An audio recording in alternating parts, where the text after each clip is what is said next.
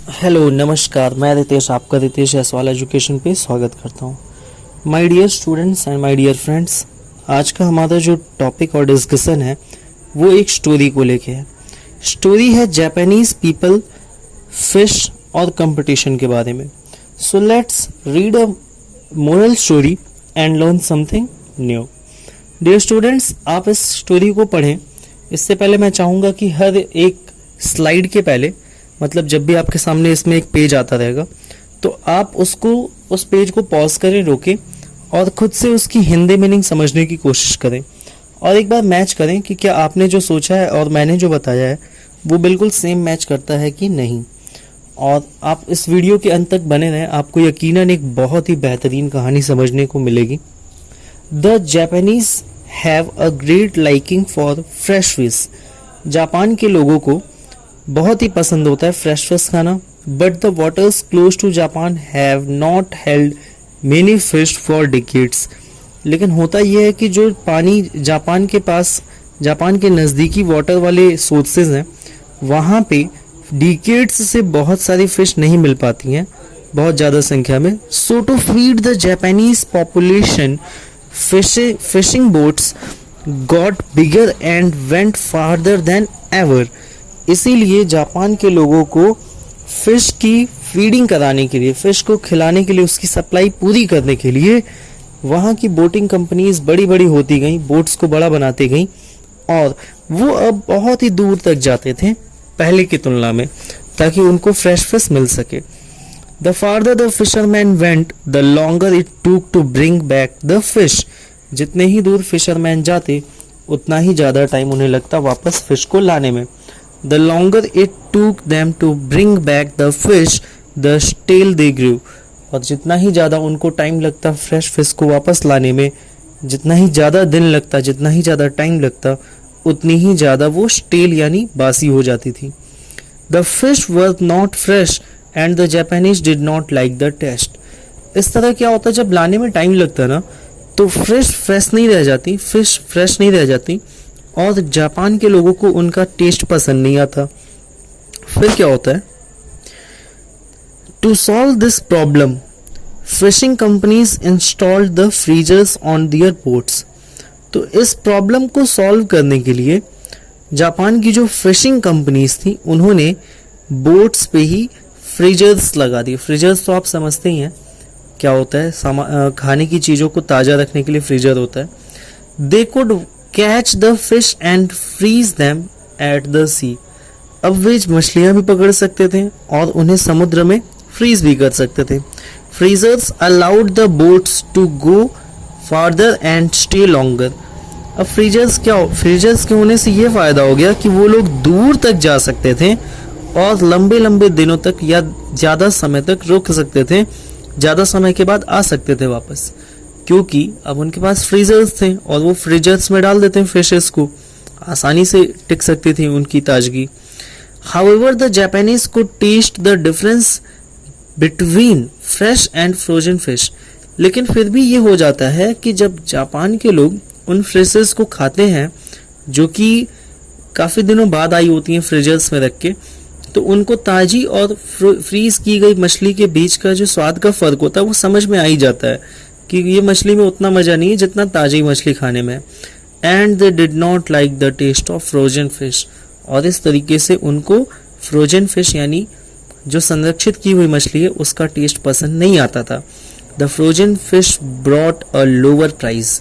Frozen fish आ तो जाती थी लेकिन उसके दाम कम मिलते थे। So fishing companies installed fish tank. इसीलिए फिशिंग कंपनीज ने क्या किया, फिश टैंक ही लगा दिया, एक बढ़िया सा टैंक बना दिया जिसमें मछलियां आराम से रह सकें।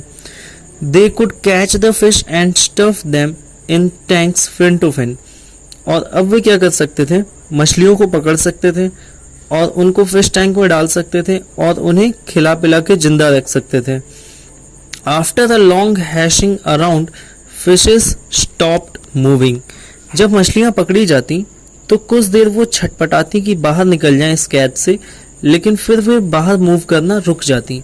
ये सबसे मेन पॉइंट है इस स्टोरी का कि जब भी किसी आदमी को भी पकड़ लिया जाता है किसी कैद में या जानवर को, तो वो कुछ देर तक छटपटाता है कैद से बाहर निकलने के लिए, लेकिन जब वो नहीं निकल पाता तो एक लिमिट के बाद, एक टाइम के बाद वो कोशिश करना ही बंद कर देता है।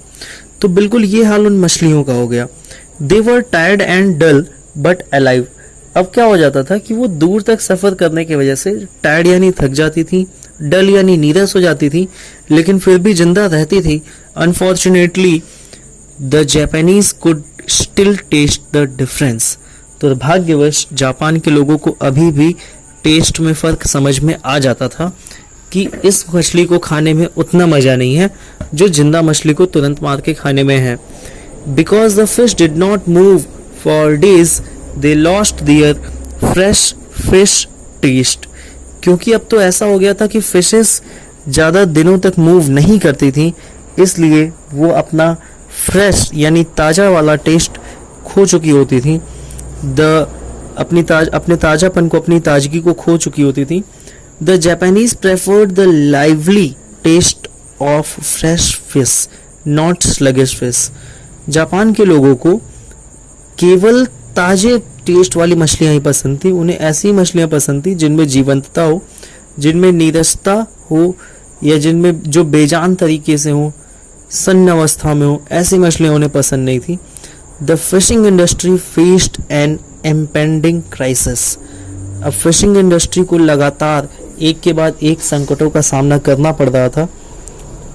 But today it has got over that crisis and has emerged as one of the most important trades in that country।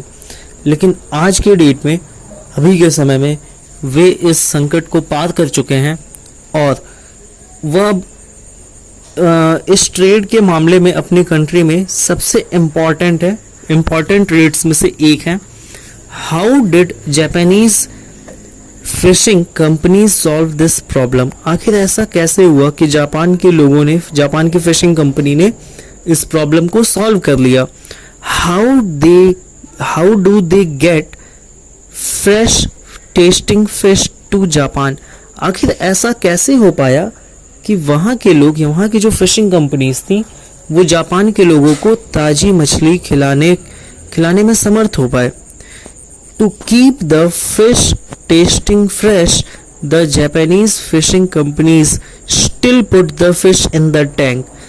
तो उसका राज ये बताया गया कि मछलियों को ताज़ा रखने के लिए अभी भी वो उन्हें फिशिंग टैंक में ही डालते हैं पकड़ने के बाद।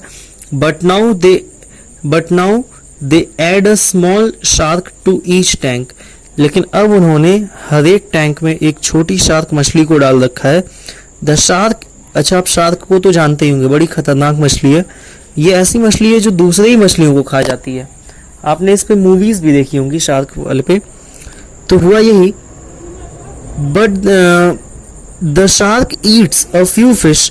वो शार्क मछली जो वो लोग टैंक में डालते थे वो कुछ मछलियों को खा जाती थी। But most of the fish arrive in a very lively state. लेकिन जो बच जाती थी मछलियाँ वो बड़े ही जीवंत अवस्था में वापस आती थी। इसके पीछे वजह क्या थी? The fish are challenged and hence are constant. तो यही होता है कि उन मछलियों को चैलेंज मिल जाता है जिंदा रहने के लिए, कि अगर जिंदा रहना है तो इस शार्क वाली मछली से बच के रहना है, बचने के लिए भागना पड़ेगा। और भागने में वो नीरसता नहीं है जो पहले उनमें थी, अब तो उनके अंदर जीवंतता आ चुकी थी। And hence are constantly on the move. और अब वे बचने रहने के लिए लगातार मूव करती रहती थी। And they survive and arrive in a healthy state. और वे सर्वाइव कर जाती, जीवित रह जाती और पहुंच भी जाती थी बहुत ही हेल्दी स्टेट यानी कि स्वस्थ अवस्था में। They command a higher price and are more sought after. अब फिशिंग कंपनीज क्या करती कि उनके हायर प्राइस के लिए, ऊंचे दामों के लिए कमांड करती, फिर भी उसकी डिमांड बनी रहती, यानी लोग पे करने को तैयार होते। The challenge they face keeps them fresh. तो बात ये निकली कि जो चैलेंज उन्होंने फेस किया जिंदा रहने के लिए, इसी की वजह से वो ताजी रह पाई, जीवंतता उनके अंदर बनी रह पाई। Humans are no different. मनुष्य में भी कोई अंतर नहीं है। मनुष्य की भी कहानी बिल्कुल वैसे ही है। जिस मनुष्य को या जिन मनुष्यों को चैलेंज फेस करना पड़ता है उन्हीं के अंदर जीवंतता बनी रहती है।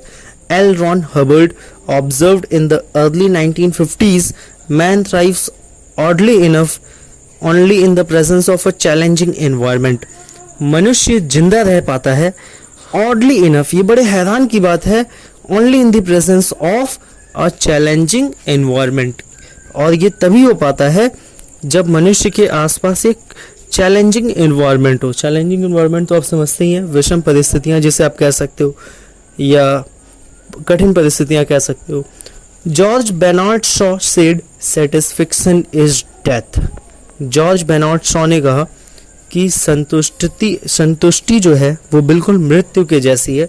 यानी अगर आप किसी चीज़ से इस बात से संतुष्ट हो जाते हो कि अब आप उसके आगे बढ़ने के लिए मेहनत ही नहीं करते, तो ये बड़ी ही डेंजरस बात है.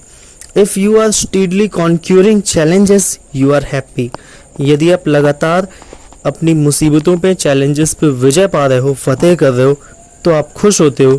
Your challenges keep you energised.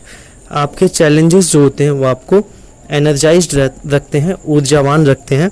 They keep you alive. वो आपको जीवंत रखते हैं. Put a shark in your tank and see how far can you really go. अपने टैंक में एक शार्क मछली डालिए, ये मैं नहीं कह रहा, एक कहानी कह रही है, और देखिए कि आप कितना दूर जा सकते हैं. कहने का मतलब ये है कि अगर आप एक और इसी में कहानी आ जाती है कंफर्ट जोन की. जब तक आप कंफर्ट जोन में होते हो बहुत अच्छा लगता है, तो ये बिल्कुल वही बात है कि कंफर्ट जोन से आप बाहर निकलो. मोरल ऑफ द स्टोरी ये है कि if you look healthier, younger and energetic, then definitely there is a shark in your tank. यदि आप जीवंत, स्वस्थ और युवा दिख रहे हैं, तो मान के चलिए कि निश्चित ही आपके टैंक में कोई ना कोई शार्क है. So thank you for listening the story and being with me till here. यहाँ तक बने रहने के लिए बहुत बहुत धन्यवाद. अगर आपको कहानी अच्छी लगी हो तो चैनल को लाइक, सब्सक्राइब एंड शेयर करें. और अगर आपको सच में इससे कुछ सीखने को मिला है तो आप इस वीडियो को उन लोगों तक ज़रूर पहुँचाएँ जिन्हें आपको लगता है कि ये वीडियो या ये कहानी पढ़नी चाहिए. Thank you very much.